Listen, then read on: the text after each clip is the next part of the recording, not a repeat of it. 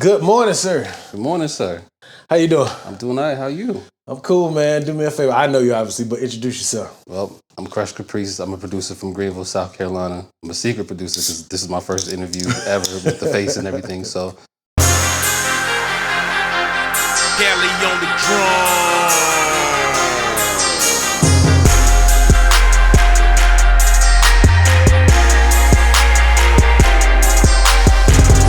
I appreciate the opportunity, brother. Absolutely. I appreciate the time. So since you say that, why won't you let nobody see your face? Honestly, I wanted to put the work in first. Okay. Because a lot of people want to be seen. I don't. Mm-hmm. I would rather let the music speak for itself and let the brand speak for itself. So Okay. I've been kind of private for about 4 or 5 years now. Okay. Yeah. Okay. So it's been a journey. I will say that. So what made you start making beats? Because I don't remember you being music. I could be wrong. I don't remember you like being in that. That space. Yeah. In high school. In high school, well, he knows me from high school, so let's put that out there first. But in high school, he knows like I used to rap, and then I grew up, and I decided to start doing music with the help of my boy Rasana. You remember Rasana? So like he taught me the basics of making beats, and I was in 2004, and then it's been. What's 2023? So now I'm just now getting the recognition. But hey, I'd rather would have took the long road anyway. So I really love putting the work in more than just the shine. Yeah. So what do you use, Fruit Loops or? Yeah, FL Studio. Yeah. You using any hardware like MIDI keyboards? Yeah, I use MIDI keyboards. I have Native Instruments Contact. Okay. Yeah, so that Contact's a lifesaver. Let me just say that. Well, I used to have a machine. Yeah. So I've dabbled with a bunch of hardware, but what do you prefer better, the hardware or software? Software. Okay. Yeah, just because like when I was first taught how to make beats, it was more software than hardware, but I wanted to be respected as a real producer. So because some people will sit here and be like, oh, you don't even press the keys or nothing like that. So like, So yeah, I want to be respected as a real producer, so I started using the hardware and the MIDI keyboards and everything. So okay, and so what made you go down? Your beats to me give more of a lo-fi vibe, which is not a bad thing at all. No, that's cool. People fuck with that as well. But what made you go that direction? I used to do trap beats. Okay. And I'm gonna be honest, I wasn't very good at it. Like they were bad or just not? No, it just wasn't my style because I would do random 808s and different hi-hats and everything. I would like when I did trap beats, I tried to do it to a point where I'm gonna put it. I was doing too much. Let me just say that. Yeah, so like I was putting too many instruments, putting too many 808s, putting too many sounds, and it wasn't necessarily attracting attention. Okay. So I decided to start stripping away certain things, and then I found my lane with the lo-fi and the R&B and the trap soul. So yeah. So when did you make that transition though? Honestly, it was 2 years ago. Okay. Yeah. Well, actually 3 years ago. Let me say that. 3 years ago, during 2020, I started making the transition and everything. And then there was an app, and I'm gonna shout this app out because I'm pretty sure. But it's this app called Voicey. Shout out to Voicey gang. Like, what's Voicey? It was an app where you could put your beats out there, and then artists or songwriters or just random people just from across the world could sing, rap, do and it helped out a lot. It helped me network. It helped me meet a lot of good people, and it was just a big step for me because like it helped me get out there more as far as personality wise and everything. So once I started to figure out that trap beats aren't for me because they were starting to gear towards the lo-fi and R&B and everything, that's when I started focusing more on R&B and lo-fi. Okay. So that's dope though. So would you say you have more of a passion for lo-fi or just you found your niche? I say I found my niche. Okay. Like I do all kinds of music. But lo-fi R&B is more my lane. Okay, and do you find when you out in the world riding or what type of music do you listen to? Well, I listen to everything. Okay. Yeah, so I try to get inspired by everything, and I try to do more than just 2-3 genres. And I really want to step out and do like house music and electronic music and all types of music because like that's where the money is. It's just the love too, and just the challenge of learning something new. So yeah, and so. Because you want to what makes you want to transition to house music and I mean I know you jokingly said the money, but do you? No, it's more of a challenge. Okay. Because with me, when I first learned trap, I got so stuck in it that like it was starting to become easy. Same thing with R&B and everything. Because like if you hear my beats, there's certain sounds that I use all the time. Okay. And I just want to challenge myself and push myself to do more than just certain genres. Like I want to try to do all genres. Yeah. So. Okay, and so if you had to choose, which one would be the genre? If you could only do one genre for the rest of your production career, what would it be? That's a hard question. I would honestly say the lo-fi and R&B. Okay. Just because it helped me stand it helped me branch out more and stand out more. Because I didn't just want to be known as the producer for rappers. I want to be known as a producer for singers and producers for DJs, and producers for like everybody. And that genre helped me a lot. So I would stick with lo-fi more than anything. Okay. And would you say, because I've noticed a lot of people who wanted to rap at one point kind of find themselves transitioning to making beats because sometimes they don't find beats that match their style, or they know that there's, at least in my opinion, there's a cap on how old you can be, quote unquote, to rap. You know what I mean? And did that affect, or did that influence you transitioning as well? Yes, sir, it did. Like I wasn't gonna be 40 on that stage. So, but yeah, I just had so much of a passion for music that like even though I was getting older, I didn't want to let go of the passion. So that's when, like I said, Rasan helped me transition to production. I'm sorry. And I fell in love with the production side. And that's why I'm still doing it to this day. Okay. Yeah. And have you had the opportunity to shop your beats to different artists, like big or local or independent? I did shop a beat to my homie Rod. Okay. You know Rod. Yeah. So, and most of the artists I work with are out of state. Okay. I'm trying to build a clientele in state, but like everybody has their own producer, so it's like, they click up. Yeah, so but I do have a store, an online store, www.krushkapricemusic.com. Absolutely. And that's where most of my beats are getting sold. So yeah. And so, where did you come up with the name though? And honestly, from my dad. My dad had this movie called Krush Groove that I used to watch all the time. And I kind of took that part, but also too, like I had a love for like bubble and box caprices. We grew up with them. We grew up with them. So box Chevys, yes sir. Yeah. So like I just put the two together, and plus my first name starts with a K. So obviously. Like, and I just wanted to keep that legacy going. That's dope though, because we've been following each other on Instagram, but then I don't know what it was when you put that the album art that had the was it a Challenger or a Charger? It got the rear lights on. Oh, the prelude? Yeah, man. I said, that's dope. I said, let me see what that sounds like. You know what I mean? And that's what made me start listening to your beats. I appreciate that. And did you come up with the cover art or? No, I just found that on some. I have a love for Chargers and Challengers and everything, but like I just found it on like online and everything. Okay. So, yeah. Well played. Yeah. Gotta go the cheap route. Man. Hey, that. I do all this shit. I ain't paying nobody. Don't let that man fool y'all, man. This man is like a genius. I ain't doing that, man. But so did you have a producer name before you went to Krush Kaprice, or did you? No, I just went by KT. Okay. Yeah. So. Okay. Yeah. And then so what was your first placement as far as my first in or out of state? My first placement that meant a lot to me was Rod. Okay. Because he took a chance on me and he really put in the work. He had a video and everything, and I really appreciate him for that. Yeah. But my second biggest one is this Alabama artist Aisha E. Okay. Like, yeah, she did a song to one of my beats, and it's like she did a song I want to say maybe like a year or two ago, but it's still in rotation everywhere. And okay. Yeah, man, it's getting there, man. Yeah. So did that bring you artists from her area, or did that? It put me in a bigger spotlight. Okay. Like people that didn't take notice to me before. After that song was blowing me up and hitting me and everything, and just wanting to know like who made the beat. And again, that song was. What's the name of the song? No Destination. And what's her name? Aisha E. Okay, I'm gonna look that up. Okay. Yeah, she helped me out a lot. I will say that. So how'd y'all connect? It was just you through the Voicey app. Yeah. Again, like how that works is you post beats, and then if people sing to them, it's not just they're singing to them. They do like a video. So like they're in real time.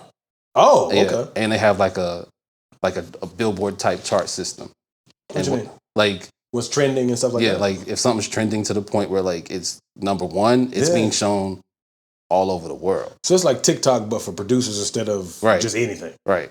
Yeah, the app died like 2 days, like not 2 days, 2 years ago. So Damn, what made it die? they sold the app to Snapchat.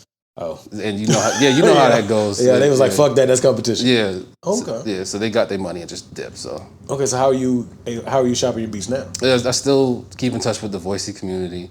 Oh. And you know, like I still post beats on Instagram and I try to do like other social media sites and everything and try to network with other artists. I'm trying to network with more local artists. So have you had a chance to go to some of the networking events or? Not yet. I haven't necessarily heard about. Come out the house. Hey man, like again, this like you see, you got me out the house. So. I mean, you know, no, because they got a I keep saying Netflix network and chill event that they have at Visions. It's right off East North Street. Yeah, Did you get a chance to go to any of them? No. Yeah, I've only been to one. I talk too much, but I'm a weirdo, so I drank 2 beers and went on out. Oh, you're an introvert like me. Yeah, so and people don't know who the fuck I am, so they might see this, but they don't know what I look like behind it. So. Right. But I mean, it's a dope event, and I think that might be something that you could benefit from coming out there, maybe having your beats with you, and I mean, not on CD obviously, but come through and have it on your phone. Hey, this is what I do, because your beats is fire. I appreciate that, but you got to let somebody hear it, right? And sometimes, oddly enough, personal interaction I think is the best interaction. But we live in a digital world, right? So. I don't know if you get a chance, go out there, man. I definitely will check it out because they ain't but so far up the street from the house. That's what I'm saying. So you haven't gone to any networking events in the area? Not yet. I've been researching and finding like DJs are starting to do more networking events now and everything. Okay. So I'm gonna check those out. And what kind of events? Like, I know there's like one coming up that's downtown. I don't necessarily remember the name of it, but like it's either DJ Apollo or DJ Roland Roman. One of them are doing it. So like I want to check that one out. Yeah. So yeah, I'm trying to come out the house, man, because somebody got to come outside. So are there any particular artists that you listen to in the upstate that you've wanted to work with? I want to work with everybody. Okay. Yeah, like I said, like I started doing trap beats, so I do know how to do trap beats, and I do want to do more R&B because like a lot, like again, like we know everybody's trying to rap now. Yeah. So like I want to try to find singers and other types of artists that don't necessarily have the platform. And that's really like my end goal, is just to help the artists that get overlooked. Okay. Or they feel like they're overlooked. And they don't necessarily have the resources to have the type of production that they need and everything. And that's why I try to step in all genres. So that way, just in case if like an R&B artist wants a beat and they can't necessarily have a producer, or they try to overcharge or whatever, like I'll try to work with them. Or like a house person, a house artist, and they can't find somebody. Like that's my end goal. It's just to be like how to put it? Would you almost like a conduit for right. Just to help people achieve their goals. Yeah. That's really all it is. Like again, like I love the work more than the money. Okay. I want the money. Hey, we got bills. Yeah. But I love the work and the process more. And I also love like helping people reach their musical goal. So that's your end goal? Yes, sir. Okay. Would you ever want to do like, and I literally just asked this the interview before this, but would you ever want to do like a Nas and Hit Boy type of deal where it's you and this artist, y'all sit down and cook up some fire ass shit? I want to do multiple albums like that. Okay. Yeah, not just with one artist, with multiple artists. Like how Hit Boy did. Hit Boy did that. Yeah, I think they did 3 King's Diseases, if I'm not mistaken. They did 3. Yeah. But like that, but with like different artists. Oh, okay. So you would want to do it, not a rotation, that'd probably be the wrong word, but like no, I would say rotation. Yeah, rotation. Yeah. Rotation works. Might match. that works. Okay, so have you ever wanted to do like a duo, like as far as production? I tried to get Rasan out the house. I tried. Is he in the area? He's in Easley. Oh, okay. But so yeah, like I've been trying to get him to do something for years. So like he's still working. I know that much. I seen a post on the other day. I was like, okay. Yeah, he's still working, but Rasan, you gotta come out the house, man. Like, well, send him this interview. Maybe he'll come out the house. Like if I'm on camera, bro. Okay, so what's your hesitation of coming out though? Who, me? Yeah. Besides, I know you're not a loud, rambunctious person, but I was gonna say that's pretty much it. I'm just not necessarily like a loud, braggadocious person. Like I just like doing the music and everything, and I don't want to be one of those producers who like, well, it wasn't for me, and like and being on stage at the Grammy. You know, like you know, I just want to. They want to be all in the video dance, right? Like I'm not trying to do the Diddy thing or whatever. So yeah, I'm just trying to help artists, man. Yeah. Like okay. Like when I first started making beats, it was more of like a technical thing and just learning how to put things together. And then once I started networking with certain artists and learning how the music business works, that's what I really fell in love with, is how the business works. How so? Basically, the independent side is a lot better than the major label side, because the major label, you know, they're going to take you for every dollar that they can, especially if the song does get as big as it does. With independent, you can actually structure it to where you both get paid the same amount, or you both get paid an amount that you can agree on. Right. And the publishing and like all the paperwork is easier now, to where you're not necessarily chasing down people for your money. And like you said, like when you seen the album and everything like that, like distribution is easier. Like it's way too many avenues to where you can put your music out and find your lane and find your fan base and just make money. Okay. So there's no reason to complain about how hard it is out here. Like it's not. Do you think some talent gets overshadowed because it's so saturated? I agree. Okay. A lot of times people drop music with no set release dates.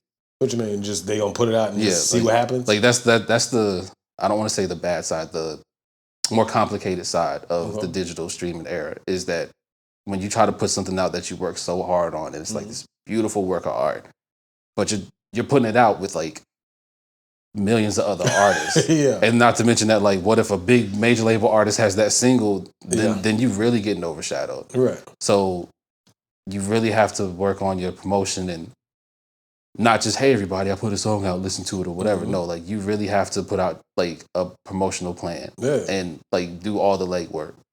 Some people don't like it, but hey, like if you're not serious about it, then record it and keep it in the house. Listen to it to yourself. Like that's real. Because some people just want to be like, hey, I put a record out and I just want you to listen to it because it's me. And, to say they did. Right, just to say they did it. And then that kind of saturates the artist to where the real artists who like are really trying to make this a business, they can't necessarily get the eyes that they need on them. So it's safe to assume that you're strategic about when you put stuff out and how you put it out. What is your typical rollout plan for? I'm gonna drop this instrumental album, or like how do you go about that process? As far as instrumental albums go, I try to do like little teaser trailers. I want to say maybe a month or two ahead, because the instrumental albums, they're not necessarily like albums or whatever. So there's no single, there's no big rollout. But I try to do teaser trailers on Instagram and Twitter, and I want to do Facebook, but Facebook sucks, bro. I tried to get back on Facebook. I tried it earlier this year. I opened up my page and I was just like, it still looked too complicated. I just closed it back down. And I reopened it like 4 or 5 years ago. I opened it, and that was when they had transitioned to all the advertisements. She's like, bro, what is all this shit? And all you see is like advertisement after advertisement. Yeah, and I was like, shut that shit back down. Right. So I technically have a Facebook, but it don't exist. Yeah. But so how do you go about, do you say I got 7 beats? Do I got 10 beats? Like, how do you go about that? For the album or just for the... Either or. For the album, I try to do little snippets of beats that I would put on the store, but they probably deserve to go on the album. So how do you determine which goes where? Most of the time, I do put the album beats on the store. Okay. But it's probably after the album comes out. Like the one you listened to and the one you posted. First of all, I appreciate that. That was a good look. Yeah. But that one was a beat on the store before I put on the album. Actually, that whole album was like a That's tough. That's why I grabbed it, because it had a few pop up, and I was like, that one. Yeah, that was a shot in the dark. I was like, well, let me just try and see, like, if I could put an album together. And then it just became an addiction. That's why there's like 16 of them. So, but no, like I try to put together a collection of beats that fit like a theme. Okay. Like this next one that's coming out, Concrete Dreams 2. Okay, when that one coming out? Plug. Always plug, baby. Yeah, that one's coming out on the 16th of this month. Yeah. Okay, so June 16th. Okay, yeah. It's a part 2 to another LoFi album I dropped earlier. And I usually do sometimes I do like a B-side. Because I'll make an album like 30, 40 beats. And then I'll be Damn. like, and I'll be like, okay, I'm doing too much, so let me like cut it down to 20 or maybe cut it down to 10. And then sometimes those beats that I like cut away, I'm like, well, let me do like a B-side just so that way it's like a constant flow of just production and everything. So when you get ready to sit down and make a beat, what does that look like? That's a good question. Do you have a melody in your head, or do you start fucking around and then you hear something and you're like, I'm gonna build on that? I usually hear something and then I build on it. Okay. Sometimes I do hear a melody in my head, but like most of the time I hear something and like, I want to try that, or I want to like, let me build off this and see where I can get to and everything. So, yeah. Okay, so what are your typical go-tos when you start to create? Contact. I mean, like, is there a particular? I remember when I hardware size, first thing I typically do is go to synths. Do you go to synths? Do you go to woodwinds? Oh no, I go to pads and woodwinds. Okay. Like I love pads and woodwinds and synths. Okay. Like I try to put a flute and everything. Doesn't always work, but but like, I mean, you know. Yeah, but yeah, those are my 3 go-tos. Okay. And I do more bass lines than 808. Okay. Yeah. I'll throw 808 in there if it needs it. Right. Like if it's not shaking the trunk enough. Okay. Like regardless of whatever genre I do, it's gonna shake the trunk. Yeah, you got to rattle that Kaprice, baby. Yeah. But I try to keep a pad, synth, woodwind, sub bass, 808. Okay. And I know kicks aren't in, but I love kicks. So, I do too. Yeah. I think that's a heartbeat, but that's just me. Yeah. So what would you say is your forte as far as production? Is it drum pattern? Is it melodies? What would you say is your shining? It would be more drum pattern. Okay. Like drum patterns are more challenging to me because it's easy to put a clap and it's easy to put a 808 and everything like that. But sometimes like there's a certain kick that might be different, or there's a certain snare, or there's a certain type of hi-hat that might be different. And then when you do those type of different patterns or those type of different sounds, then you have to figure out the pattern. Because it can't just be a simple pattern sometimes. It has to be complicated. For me, it has to be complicated. Simple, but complicated. Okay. So I'm more leaning towards more of the drum stuff. Okay. Because it is a process to all of it. I absolutely agree with it. And I don't know, something about making beats it's just I don't even make beats no more, and I still know what that feels like. Why you stop making beats? Man, I went to the military. I'm old. This ain't about me though. We talking about you. So, have you ever thought about rapping on your beats? No. At all? I'm done. You answered quick as hell. I'm done. Not even for fun? I'm done. So like, no, somebody asked me that too, because I did an interview, but it was through an app, so they didn't see my face. Okay. Now your face out there. I know, right? I did an interview, and they were asking how did I get into it? And I was like, oh, I used to rap. And they was like, oh, you should rap, whatever. I said, I'm 39 years old, man. I'm done with that. I'm 38, man. I don't rap either. I got kids and shit. Right. Like my kid, like they would look at me like crazy. You got how many kids you got? Just one. Oh, okay, cool. Yeah. How old? She's 10. Okay, cool. I got 14, 8, and 4. I'm old. Man, I'm not ready for that yet. Yeah, I got 2 boys and a girl. Excuse me, 2 girls and a boy. Yeah, mine's a girl. Yeah, that's what's up, man. How did it feel becoming a father? She's the reason I got back into it. Oh, to the music? Yeah. Why? Or how so? Not why. I was still rapping before she was born. Okay. And then when she was born, I was like, I'm not about to be a father out here on stage, like trying to rap or whatever. Dads can't rap. No, they can rap. It's just wasn't for me. Like so I like, it was 2012. So I just stopped doing music altogether.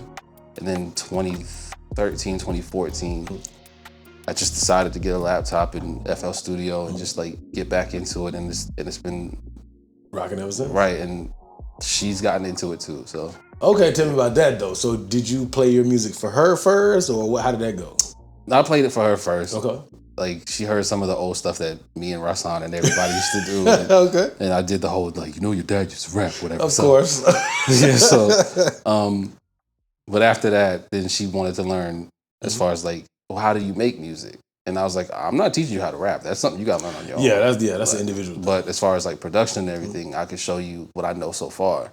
And ever since then, like she'll sit with me and watch me work. Fire, yeah. So she 2012, so she's 10. 10, okay. She'll be 11 this year. Yeah. That's cool. So does she kind of gravitate towards a certain sound when you produce with her, or because that got to be cool as hell? I showed my daughter Fruit Loops. She was like, I don't give a fuck about this, but she does play the sousaphone.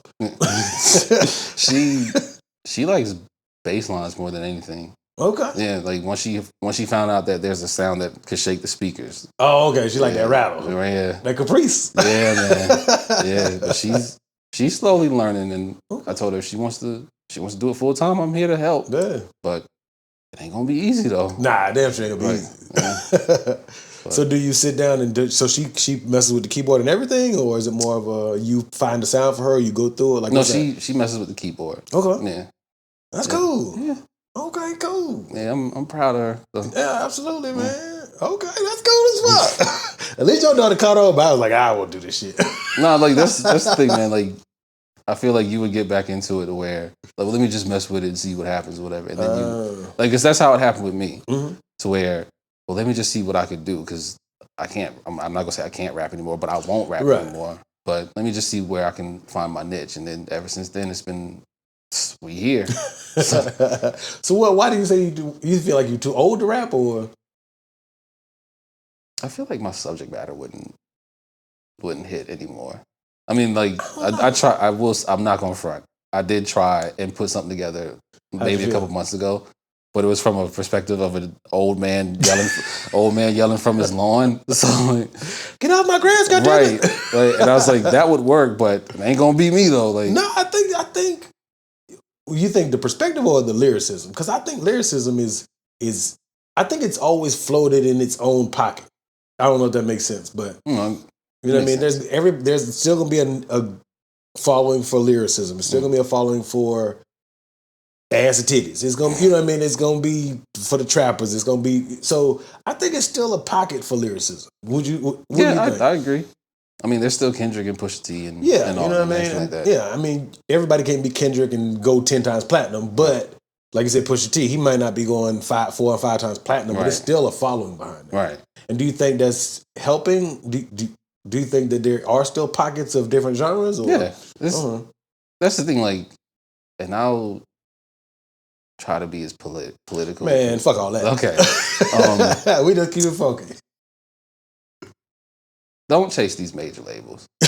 Don't try to chase these trends and everything like that. Like, be you and figure out who you are as an artist, figure out who you are as a producer, figure out who you are as a person, to where you feel comfortable enough to share your gift with the world. Because that's all, at the end of the day, that's all we're really doing, is just sharing our gift with the world.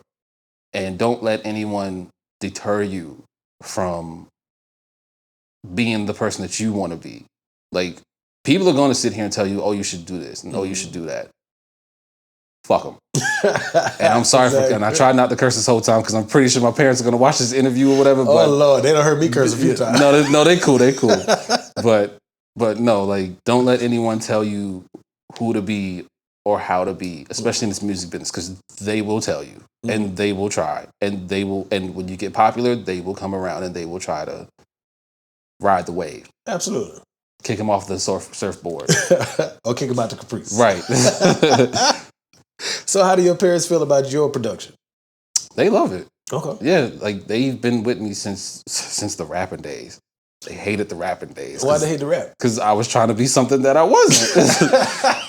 Like, I remember too. I did a song with Ruslan and Wendell, and I said, "I'll shoot your wife and your kids." My dad was like, "Nah, son, we off that." Yes, sir. We don't own no guns in this house. Sit down. No, so after that, I was like, yeah, I gotta really, like, knock it off. So okay, I feel that. But I mean, but yeah, he was when he came around and started realizing how serious I was. That was like a big deal to me. About the production, right? Okay, what was that? Was there one particular beat, or was it like the consistency? It was the consistency. Okay, yeah, because again, the music business is a very fickle. Yeah, like, you're here one day, you're going the next. Yeah. But if you're consistent and you build your following to where you have a strong enough fan base to where the minute you put something out, people will listen to it, or people will shout it out or whatever. That's what brought him around. Okay. Yeah. Because like I said, like, you see how many albums I put out. It was 16. Hey. But did he say anything specific, or was it kind of just he came in one day and you kind of peeped that he was like, okay, I'm fucking with it? No, me and him were going to Colombia to help out a friend of his, and we were just having a conversation. And this is the minute that I decided, okay, I'm gonna step out the house. Because before he said what I'm about to say, I was like, I'm hiding behind this keyboard, I'm hiding behind this laptop, and like I'm putting this music out, and that's it. No, you was in the car for at least an hour and a half. So. Yeah. So he was like, I've been listening to your stuff, and I see the talent. Yeah. He's like, but if you're serious about this, you really got to step out there. And you can't hide forever. You can't. Right. Everybody can't be MF Doom. And that's exactly what he said. Yeah, I tried to be MF Doom for the longest. I was about to come in here with a whole mask and everything. No, you're not. I know you in real life. I know, right? But no, like when he said that, and it was something that's just simple as just take it serious. And I was taking it serious before then, but that made me like, okay, that was more than just him talking. Yeah. So I need to really take it as serious as I can. And ever since then, it's been a constant flow of beats on the store, a constant flow of albums. I feel like I'm doing too much with the albums, but I don't care. What you mean? Why you say you're doing too much? For last year, I put out, the majority of those 16 albums came out last year. You put out what, like 12 in 1 year? Yeah. Like starting from December, I want to say it's December 2020 till last year, and it was just an album every month. No, that's give or take 2 years. But like, that's not a bad thing though, because it's the beats. It's not songs. So if somebody hears it, but also too from a streaming standpoint, it's like so it's like, hey, it's June, listen to this album, and then here comes July. No, listen to this album, and then eventually it's gonna get to a point where like, bro, stop. Yeah, but at the same time, like I've ridden around. I don't rap no more. But I've ridden around listening to instrumental albums, and it's even if they ain't no words, if your production is quality. If it's quality production, it's still a vibe, as the young folks say. It's still a vibe, even if ain't no words. There ain't no old head word, man. Not like I mean, you know what I'm saying? Because it's YouTube channels that I go to when I'm like just chilling, and I'll play it. It ain't number lo-fi music. Ain't no words. It is just hours, and it's like an animated picture. I forgot which one. It's a guy at a desk. Yeah. And like you're just letting it ride. So I don't think you can do too much as far as production. You can do too much as far as rapping albums. Because everybody want to hear your ass every month. You got a new album. But you can listen to, because music is an energy. I hate to use that word too, but it's the truth. It's an energy vibe. I don't know whatever word you want to insert. It's a feeling. Mm-hmm. And you don't need words for those feelings. And you're creating feelings and emotions without having words. Right. And that might stand even stronger than if it had words on some of them. Right. You know what I mean? I feel you. I don't know if that made too much. That made perfect sense. That made perfect sense. Like, you sure you're not doing this music behind the scenes? Because you talking like a whole producer. I used to produce many, many years ago. But do you ride to your music? If I'm doing the car test, yeah. No, I'm talking, okay, what do you listen to when you ride just in general? Man, that's a long ass list. Okay, what's your first? If you got in when you leave here, what you press and play on? Again, that's a long ass list because I like. Oh man, I wasn't trying to pause on this interview. No, you're good. Okay, that's okay to let it breathe. Okay, I had to learn that too. I want to say my go-to right now would be Alex Isley. Who's that? It's this R&B singer, but the way her production is very simple, and it's simple to where like her vocals are bigger. So and she carries the song instead of the song carrying her. Okay. Right, and it's not necessarily like a big voice. It's more like a laid back, lo-fi style type voice. Like a Jhené Aiko? Or? Yeah. Okay. Like, I don't want to say it on this interview, but like she's kind of better. But I ain't never on that shit. Or at least until another Jhené album comes out, and then I'll be on the Jhené wave and we're getting like, this is the best album ever. So, I feel you. But no, like that one, especially like, because you know I work at night and everything, so like I don't necessarily want to listen to like no loudness at night. No. And that's kind of helps with my production too, because like I listen to my beats more at night, and if it feels like it's too loud, then it's like, all right, like put this one to the back and we'll figure it out. But if it has like a certain type of vibe to where you could just ride around to it, then that's the ones that really come out. So, yeah.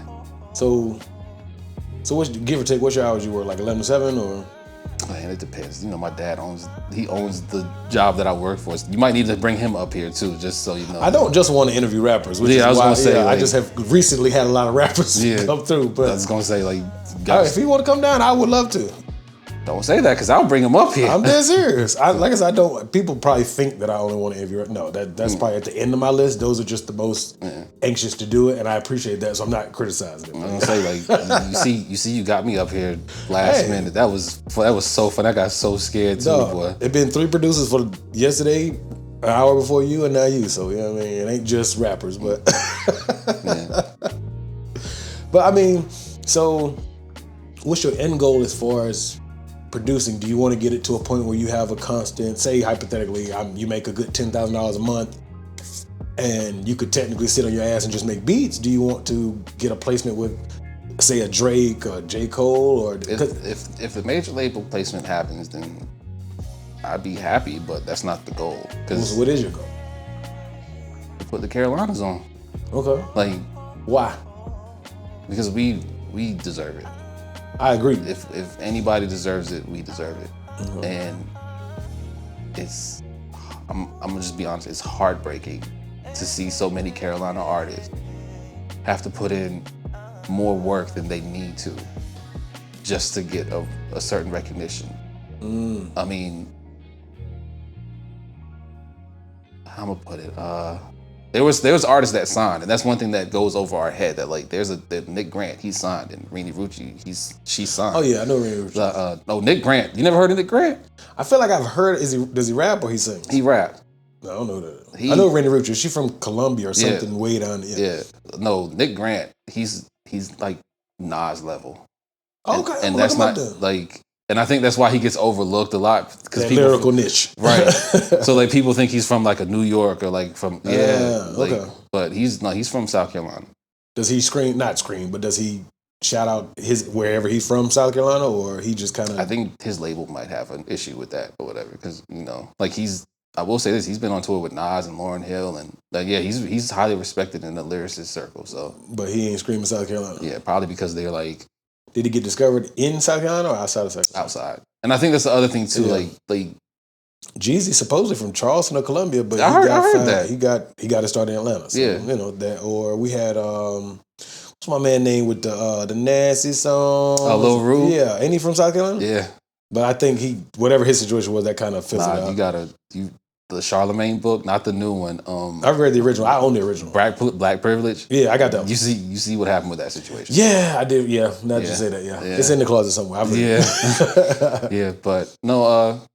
I know Charlemagne is trying to have a funnel of South Carolina artists. I don't understand why. So let me ask you this: do you think it takes a South Carolina artist leaving South Carolina and getting discovered, so to speak, and then coming back to get people, or just screaming out South Carolina, or people have been screaming out South Carolina for a minute now? I'm talking about the people who quote unquote made it. Yeah.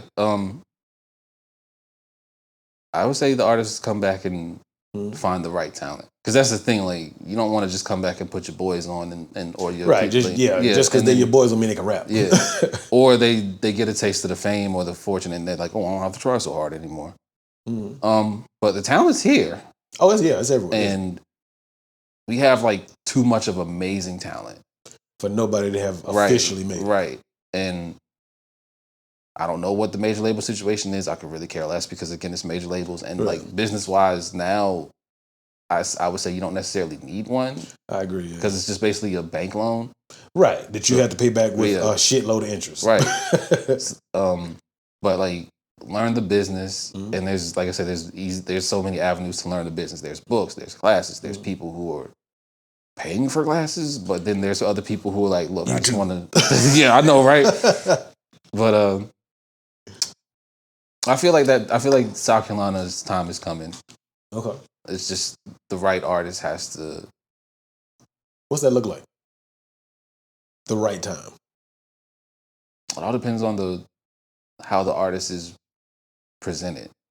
Okay. And I mean, like, the majority of us look like we're from Atlanta because we're so close to Atlanta, so it's by default. And that's what's been popping. Right. Yeah. But it has to be that South Carolina artist that's 100% South Carolina. I felt like it was Rue for a second because Yeah. he was different. That thing was pumping too. Right. Yeah, I remember that. That was pumping. We was still going to Beat Banger studio at the time. Right. Oh yeah, I remember Beat Bangers. Yeah. I seen him I seen Claude at the gas station, but I don't know if he still has a studio. Yeah. I know Serge, I think, moved to Atlanta, if I'm not mistaken. Is he still doing music? I don't know. I think I heard from Serge in a minute. Yeah, I think he moved. Don't get me, I might be wrong. I think he moved to Atlanta and but continued making beats. But I could be absolutely wrong. He might be down the street. Who knows? All right. But yeah, I mean, I don't know. I think I don't know what it looks like for even not just the upstate, the whole state to have that. Because what if we get somebody that's on and they do like Nelly and then the only thing truthfully only had was Nelly, like St. Louis. Nelly, Chingy, and then who else is really besides the battle rapper A Verb? Yeah, that's right. He's from St. Louis too. Yeah, who else has really come out of that?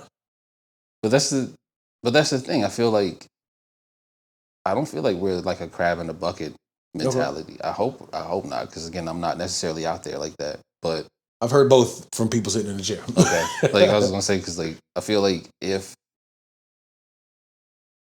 we come together as a state and we find the one who could I'm not gonna say open the door, who could kick in the door. Right. Bust that bitch open. Right. And kicking the door for everybody. But it has to be like a level playing field to where like, all right, let's all come together and like push this guy or push this girl or push this producer. Because, Justin made it from the Baby's producer. He's from here. Is it? Yeah. What's his name? Justin made it. I've heard the tagline. I didn't know. Yeah, I still don't really know what they're saying. Yeah, he's from South Carolina. Is it? Yeah. Okay, cool. But he's tied in with the Baby, and we all see. Right, he's an in-house. Yeah. Right. But I know he's trying to get South Carolina artists on, but again, it's just more of trying to get on a major label when it's like, why don't we just come together as a powerhouse on our own and try to not get the attention of major labels by trying to get them to sign us, but trying to get them to like show the recognition of the talent, because there's studios here, there's bands here, there's artists here, there's so many avenues of music and talent here, and you have to leave to get recognition, which is fine. I think it kind of sucks, but I get it. But how are you going to get recognized here if there's not that? Because we got the internet. And the internet is totally different before, we was on AOL Messenger and all that. Right, and artists are using it, because I follow a bunch of South Carolina artists who are using it. It's just the fact of those artists are kind of like me, to where like they're not trying to get major label attention. But you can get major label attention in my opinion, I could be wrong. I think an artist or a producer or a band with, like I say, any genre can get major label attention without actually signing to a major. Because, like, for example, if I'm not mistaken, a long time ago when it was the year that Drake and Nicki, Double XL wanted them to be on the freshman cover.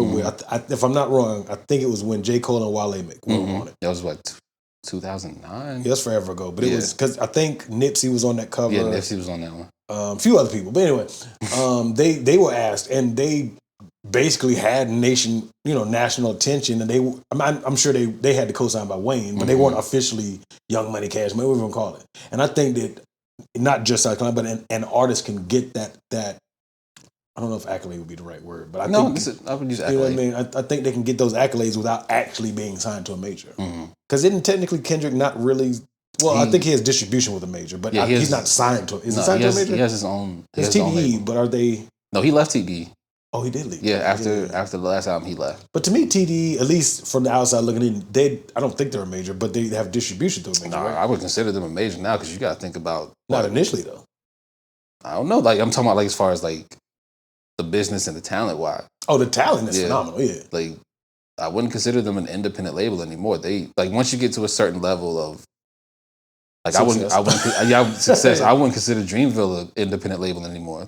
Like, those guys are big. Yeah, so I fuck with Dreamville. Yeah, but I feel like that could be the blueprint for us. Yeah. Like, find that one artist and come back and build like a independent label and build it into a powerhouse independent label. And people are trying. Yeah, it's just the fact of getting the whole state behind everybody. In my opinion, I think, have you been to About Time Studio? One time with Rod. Okay. Yeah. I think they have something going, but I think they're more of a recording versus. I could be wrong. I've been there with Rod a few times and just been there a couple times, but they seem like they have. I need to get Altunes in this damn chair. Yeah, definitely get him in the chair for real. But they seem like they could have that because so many people, at least in upstate, have gone there to record. They provide that avenue for so many people. I don't know if they consider themselves a label. I've never asked, but I think they could be a potential conduit to do that. I think he's been definitely trying. Him and About Time, they've been definitely trying. They're definitely the go-to studio. Yeah, I mean, same thing with there's a studio, Incident Music Labs. It's off of Woodruff Road. Is that Phil's studio? Yeah.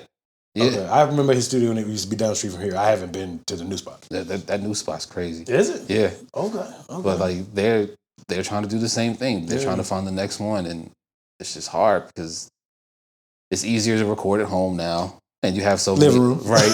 But this is professional. Don't let this man fool you, please. Don't let this man fool you.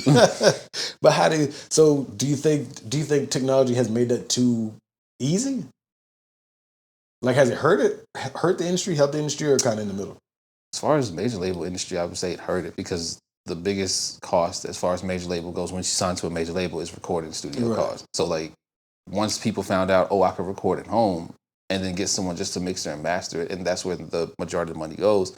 Yeah. So so like and the equipment is a lot better and a lot cheap. I'm not gonna say cheaper, but cost effective. They're cost effective. We'll use that word because cheaper downplays it, but it's cost effective, and now you can record at home. And some people are taking a step further and learning how to mix and master, so that way they don't have to pay anybody. I had to learn that shit. It's tedious. I believe it. I would say like I know how to mix as far as production, but as far as mastering, I was like, nah, man, I'm paying somebody to do this. All you need is a 3-band EQ. That's it. Yeah, one if you mix it right. Now, if you got a garbage mix, then the 3-band you probably need like a 5 or 7-band. Okay. But if you want to master, as long as it's mixed correctly, you can master with a 3-band. Okay. If you don't have access to, I'm sure you have access to other stuff, but if that's all you got, you can do it with a 3-band EQ. I'm gonna look into that because I'm trying to do everything too. So saves money. Yeah, exactly. But the equipment made it a lot easier, and that's why you have 10 million artists who aren't trying to be artists, but just try to and also too, music isn't necessarily considered an art form anymore. It's considered a stepping stone. Unfortunately. Right, to where it gets me to this, to movies, or it gets me to Right. And I'm not gonna say the art form is dying because that's such an old head ass statement. Yeah, it's not dying though. But it's not considered a hot property anymore, and that's not the word I wanted to use, but still. Do you think it's because, and I could be wrong, do you think it's because people don't make as much money as we thought they were making from music? Because growing up, if you had, at least for me, when I saw cats with chains and big boy cars, I was like, them motherfuckers getting it. And then you find out that they ain't getting it. They renting half this shit. Well, that plays that advance, man. Like, imagine me and you get signed to a label, like a Def Jam or an Interscope or something, and we've only seen between us like $5,000. So that's what, $25 a piece. Yeah. And then the music attracts Def Jam, and they put $10 million advance in front of us.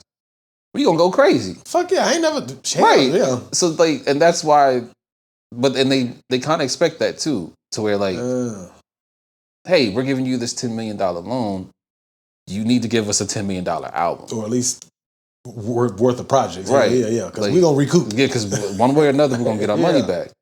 But like, it also plays into the fact that like a lot of us have never seen that money to begin with, and there's a lot of people in your circle who are just like, this is a lot of money, you can spend it and so on and so forth, whatever. Yeah. And sometimes it's a good thing because if your talent deserves that money, then you definitely deserve it. But at the same time, like, keep the right people in your circle, because there are people who will sit here and see all that money, and then they'll tell you to buy something, or they'll tell you to invest in something, or they'll tell you to make a financial mistake.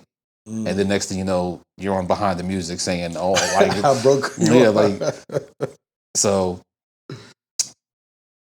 What was the question? Because we got lost track. I don't know. We just having a conversation. Okay, I was gonna say but no, like I said, the talent's here. Yeah, it's just the fact of I don't want to say because I don't want to sit here and say we're beefing because we're not. No, it ain't like when we was younger where it was Greenville don't fuck with Spartanburg, right. Spartanburg don't fuck with. The cast is intermingling. Right. I think we just got to figure out a balance. In my opinion, I think we need a balance of intermingling but collective support. Right.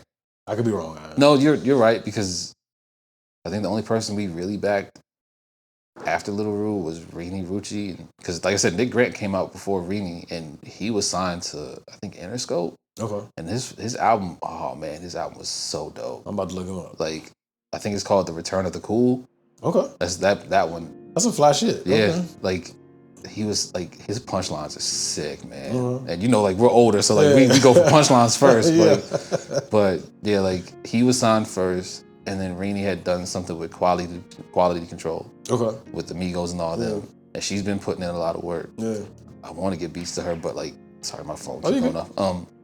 But like, I made the mistake of sending beats to her a while back before she got on Tagged. Like basically my name was all through it because I was trying to like, well, I don't want to lose out on any money. And that I'm pretty sure that kind of messed that up. Do you know if she actually listened to them or? She did. They were tagged.